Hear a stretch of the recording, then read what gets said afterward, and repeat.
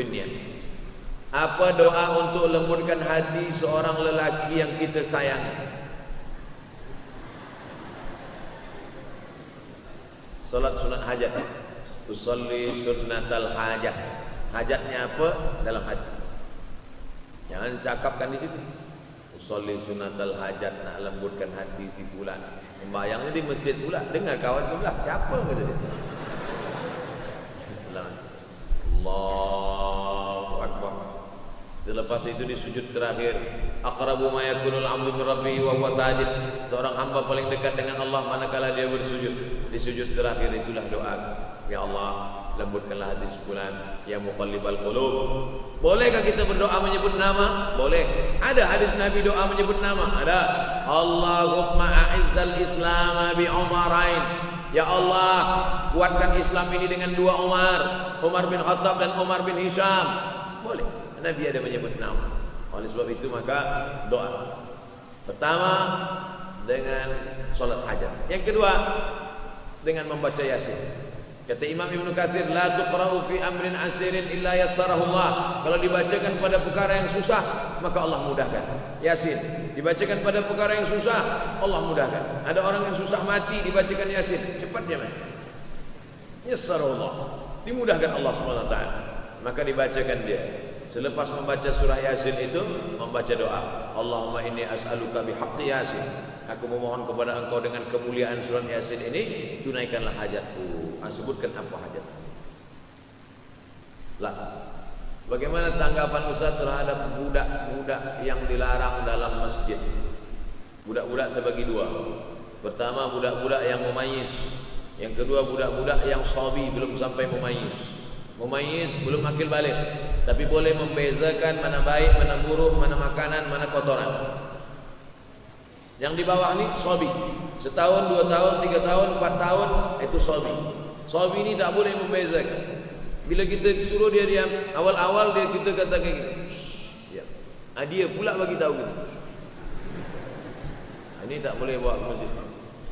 Adapun yang sudah mumayyiz 5, 6, 7, 8, 9, 10, ini dibawa ke masjid.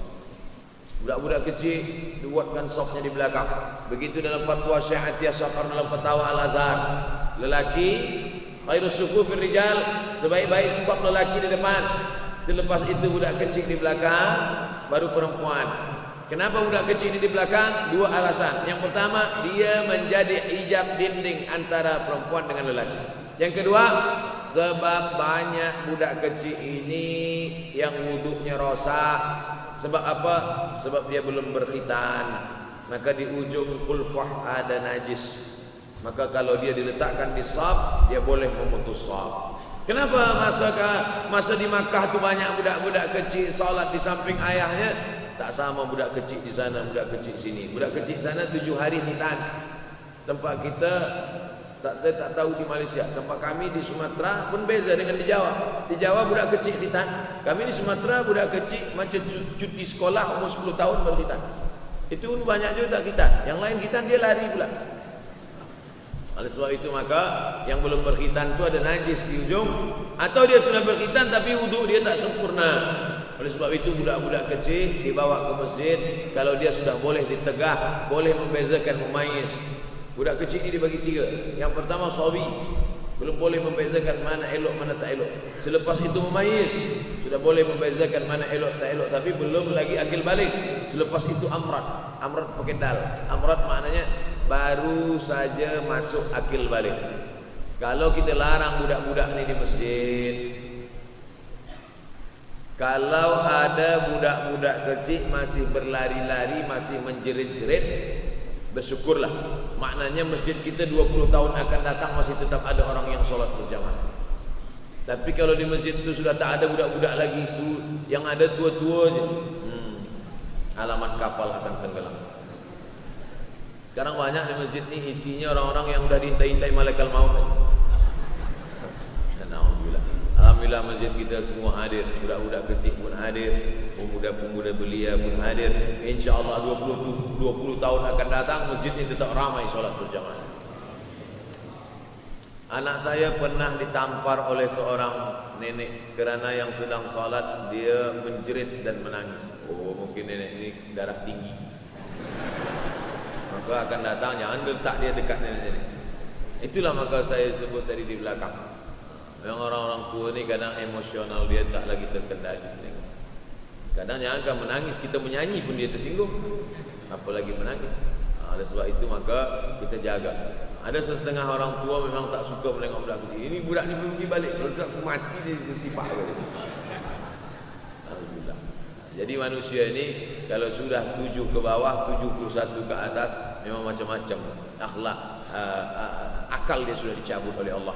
Mudah-mudahan yang kita inginkan. Makanya ada doa supaya jangan sampai an yuradda ila ardhalil umri. Jangan sampai aku disampaikan pada usia yang hina. Ada manusia ini usianya hina. Sebab apa usia hina? Wa man nu'ammirhu nunakkishu fil khalqi. Siapa yang kami panjangkan umurnya, kami kurangkan kejadiannya. Sudah sampai pada umur itu berkurang kejadian. Kaki berkurang, mata berkurang, telinga berkurang, dan paling mengkhawatirkan adalah akal pun berkurang. Inilah termasuk akal berkurang. Dia tanpa budak kecil itu sebenarnya umur dia dah hampir-hampir sama macam budak kecil. Mudah-mudahan kita diselamatkan daripada usia yang hina ini, insyaallah. Di akhir majlis mari kita berdoa kepada Allah supaya kita istiqamah hingga akhir zaman, akhir hayat. Al-Azimiyah Al-Fatihah. A'udzubillahi minasyaitonir rajim. Bismillahirrahmanirrahim. Alhamdulillahirabbil alamin. Ar-Rahmanir-Rahim. Maliki yaumiddin. Iyyaka na'budu wa iyyaka nasta'in. Ihdinas siratal mustaqim. Shiratal ladzina an'amta 'alaihim ghairil maghdubi 'alaihim waladdallin. Amin. Allahumma inna na'udzubika minal hammi wal hazan. Selamatkan kami dari susah hati dan kesulitan.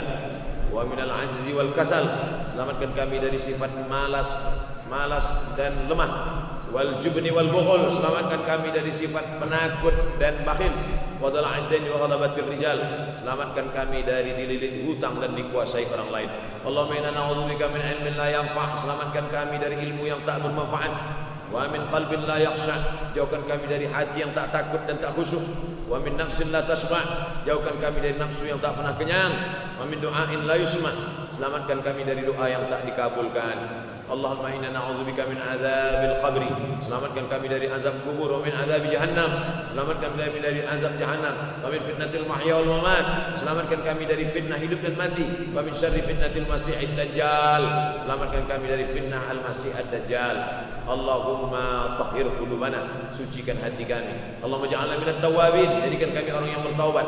Wa ja'alna minal mutatahhirin. Jadikan kami orang yang mensucikan hati. Wa ja'alna min ibadikas salihin. Jadikan kami hamba-hambamu yang saleh. Rabbana la tuzigh qulubana. Jangan kau palingkan hati kami ba'da idh hadaitana, setelah kau berikan hidayah kepada kami. Allahumma dzakkirna minhu ma nasina.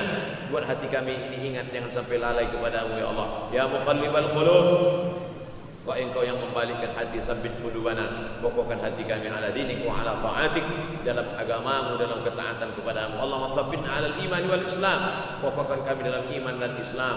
Allahumma ja'alna minal ladzina yastami'una al-qawla fayattabi'una ahsanah. Jadikan kami orang-orang yang mendengarkan nasihat yang baik lalu merubahnya menjadi amal yang baik. Rabbana atina fid dunya hasanatan wa fil akhirati hasanatan wa qina adzabannar. Wa sallallahu ala sayyidina wa maulana Muhammad wa ala alihi wa sahbihi wa sallam. Walhamdulillahi rabbil alamin. Taqabbalallahu